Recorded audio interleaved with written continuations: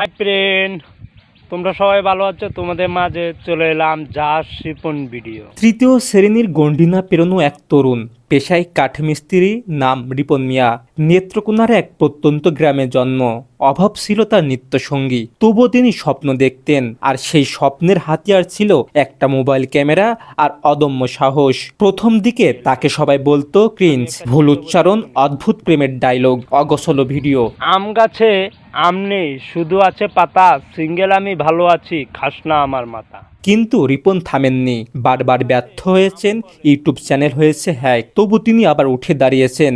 আস্তে আস্তে বদলে গিয়েছে তার কন্টেন্ট। আজকে রিপন একজন ক্যামেরাবিহীন স্টার। সে রান্না করে, ঘর ঝাড়ে, হাঁটে, হাসে, আর তার সেই সাদামাটা জীবনের গল্প দেখে মুগ্ধ হয় লাখো মানুষ। তার গ্রামের উঠোন এখন হয়ে উঠেছে লাখো দর্শকের প্রিয় মঞ্চ, যেখানে নেই কোনো আলোর ঝলকানি, নেই হাইপার প্রোডাকশন, আছে কেবল নিখাত সততা আর নির্লিপ্ত আনন্দ।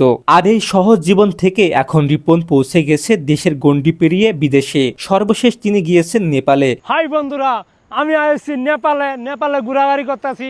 আমি উঠছি একটা পাহাড়ের মধ্যে উঠতে একটা আজব একটা জিনিস দেখছি। জিনিসটা কি তা আপনারা দেখাই। আপনার লোয়ার ব্রিজ ছোটোবেলায় আমরা বানাইতাম, আবার ভাঙ্গা হালা দিতাম। এরকম একটা ব্রিজ পাইছি, এটা ভিতরে গিয়ে আমরা ঢুকতে একটু নাচানাচি করবাম। গ্রামের সেই কাঠমিস্ত্রি এখন আন্তর্জাতিক ব্লগে বাংলাদেশের মুখ। রিপন মিয়া প্রমাণ করেছেন সাদামাটা জীবনও একদিন অসাধারণ হতে পারে, যদি আপনি না থামেন, হার না মানেন, আর সত্যের পথে থাকেন।